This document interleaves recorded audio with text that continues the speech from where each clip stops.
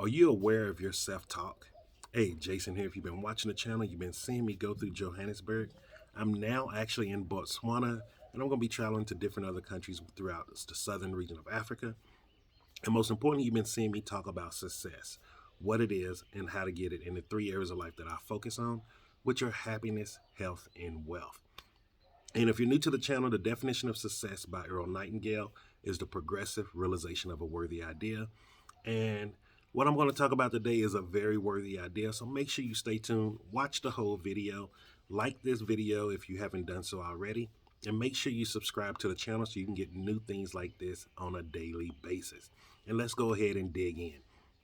And so yesterday was actually, normally it would have been one of my most challenging days. If you're not familiar with my story, last year in 2022, my wife Cece, she passed away in the middle of the night, and it was unexpectedly. Like, she wasn't sick or anything like that. I don't know what happened. That's all I can tell you. I don't know, and I miss her. I miss her even to this day. However, life has to go on, and what I mean by that is you can't stop. You can't be still. You can't just keep longing for what you once had. You have to keep moving. And please hear me on that. If you stop moving, you're doing something worse than death. You're just sitting there and just wasting away your time. And every single second we have in this physical form is a blessing. Even doing the good, even doing the bad. I wish that I could tell you, like, hey, every day is going to be a great day, but every day can be a better day. And that's what we have to focus on. And so, what questions do you ask yourself? And I realized my inner dialogue, the questions I was asking myself was of a lower vibration for this last year and a half. And because of that, it kept me going on a roller coaster ride of I'm having some good days and I go into a really deep, dark spiral. Then I come back up and it's a good day. And I finally came to the conclusion I don't want to keep having these low days. I don't want to keep having these dark days. I don't want to keep having these days of not feeling good enough or not having the self-confidence or self-esteem anymore.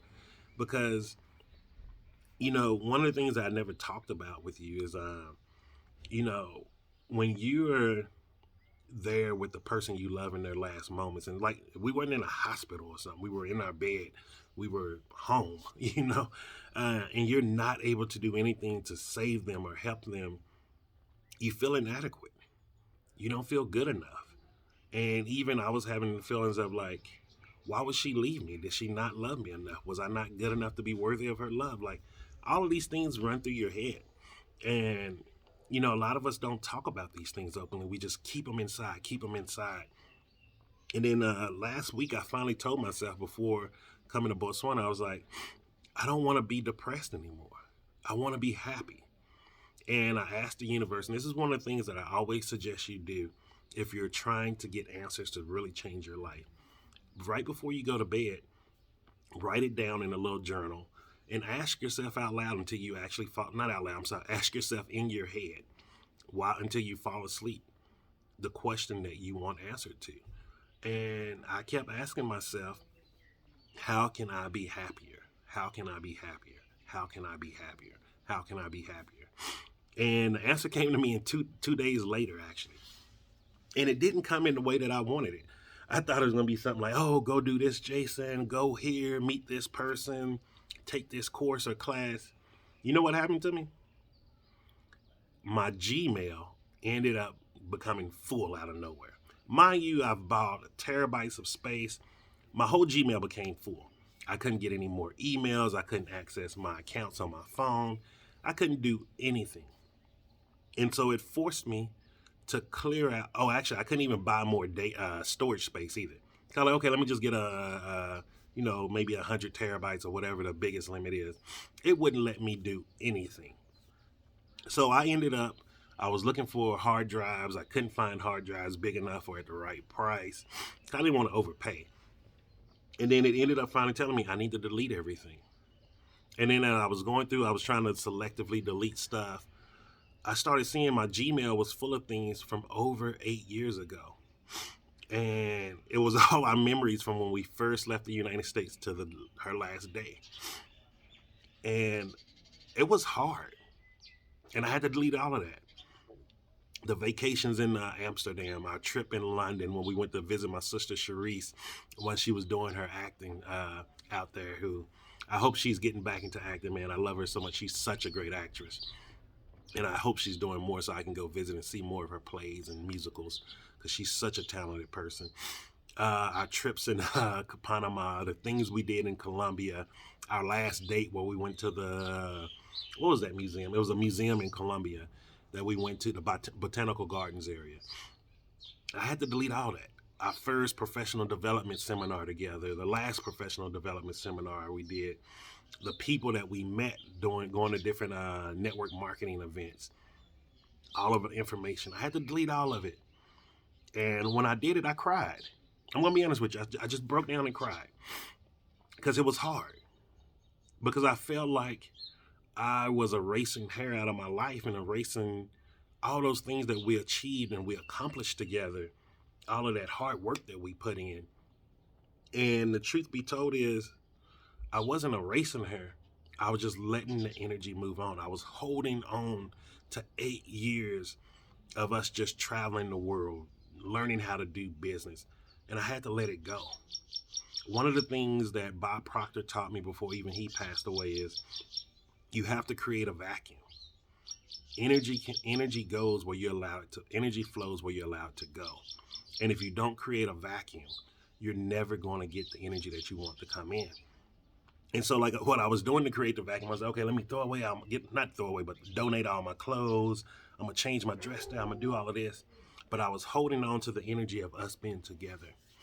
I was still holding on to her image of being my wife. And I had to finally let it go. I had to create the space for the happiness to flow into me. And yesterday was actually the anniversary of what would be her birthday. She would have been 39 years old. And it was funny. I went to the movies here in Botswana and I saw the movie Meg 2. Now, if for the people who know Cece and I personally, we're big movie buffs. We're big movie buffs. We loved watching movies. And for some reason, we loved watching B-rated horror movies, and we loved cheap action flicks. I don't know why. Just the things that we love. And we would just always watch those movies. So The Meg was one of the last movies we actually watched together. And it was such a good movie about the Megalodon and Jason Statham, who I've been following for well over 15 years watching his movies. And we both really loved that cheesy movie. So I went and saw the second one yesterday, and it was just fun. I smiled. I was laughing. I enjoyed it, actually. I thought it was going to be horrible. It actually turned out to be a decent movie. And it dawned on me this morning when I woke up, like, because I deleted all of that stuff, because I let all of that energy go, I let it back into the universe, it brought happiness back into me. And that's the thing that we're missing in this world. I think sometimes we're holding on to too much of the things that we want or that we wanted or that we're missing. And we're not understanding that we need to let it go. One of the last professional development things that we did, I can't remember who it was with. I can't remember his name right now. It's slipping my mind. When I remember, I'll let you know who he is. I think I deleted all that stuff too. But he said, and it was so powerful, I thought I understood it, but I'm telling you, I didn't understand this until yesterday, really. He said, physical strength is measured about how much we can carry, how much we can hold on to. Yet spiritual strength is about how much we can let go. And finally letting go the life of my wife, letting go the image of everything that we built together, the dreams that we had for the future, it released something in me. It released a lot of pressure. It released a lot of resentment. It released a lot of grief. It released a lot of guilt. And I'm grateful for that because now I truly understand, like, we have to become more spiritually strength. We have to start letting things go. We have to start forgiving people for things that happen in our life. we have to start understanding that some things are not meant to be understood. Even to this day, I don't believe anybody 30, 38 years, 37 years old should be passing away unexpectedly in the middle of the night. But I can't change that. And it goes hand in hand with the serenity prayer of granting me the strength to know the things that I can change and accepting the things that I can't. And I'm truly understanding better what that means. And I wouldn't have gotten that answer if I didn't ask myself the right question. And so, like, I really want to challenge you, like, if you're going through a hardship right now, ask yourself a question before you go to bed. Each and every night, just do it or write it down. Start slow. If you need to just have it on your mind, like just start. Take action. Do it somewhere. But like, ask yourself the right question. Everyone's out here trying to sell you, oh, I can change your life. I can do this. And the truth is, no one can do anything for you but you. And it all starts with you learning how to ask yourself the right questions so you can start understanding and getting the right answers. And I just wanted to share that with you because it was very life-changing for me, to be honest with you. Like, I just knew yesterday was going to be the roughest day of my life. I was going to be in a deep, dark depression, angry, not being able to talk to people or do anything. And it's probably one of the best days I've had in a long time. And I was so happy to have that day on the anniversary of her birthday because she was such a happy person. She was such a loving person. No one, if you ask everybody in the world that knew her, no one would have anything negative to say about her. And so for me to just be able to experience that day without any negativity, I knew she was right there beside me. And I hope you like this type of content. Make sure you hit the like button. Also, make sure you subscribe to the channel if you haven't to, and hit that bell up top so you can be notified whenever I drop videos like this. And most importantly, let me know in the comments, how are these things working out for you? Like, I'm not sharing these things with you just so you can be like, oh, Jason special. Like, I want you to understand, like, you can change your life too. Be the captain of your ship and ask yourself the question, what do you want? How do you want your life? And start focusing there with the things that you're actually telling yourself inside your head. And so, with nothing more to say, I'm Jason, and success is simple if you know how.